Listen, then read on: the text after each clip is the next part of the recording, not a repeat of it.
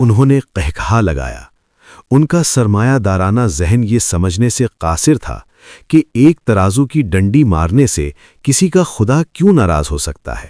وہ کہتے تھے، شعیب، کیا تیری نماز تجھے یہ سکھاتی ہے کہ ہم ان بتوں کو چھوڑ دیں جنہیں ہمارے باپ دادا پوجتے تھے، یا ہم اپنے مال میں اپنی مرضی کرنا چھوڑ دیں؟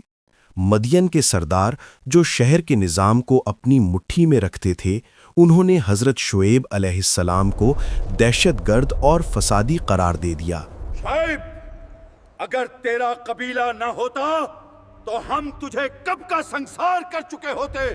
انہوں نے کہا، اے شعیب، ہم تیری اکثر باتیں سمجھ ہی نہیں پاتے، ہماری سمجھ سے باہر ہیں، اور ہم تجھے اپنے درمیان نہایت کمزور دیکھتے ہیں۔ اگر تیرا قبیلہ نہ ہوتا تو ہم تجھے سنگسار یعنی پتھروں سے مار دینا کر دیتے۔ ہماری نظروں میں تیری کوئی اوقات نہیں۔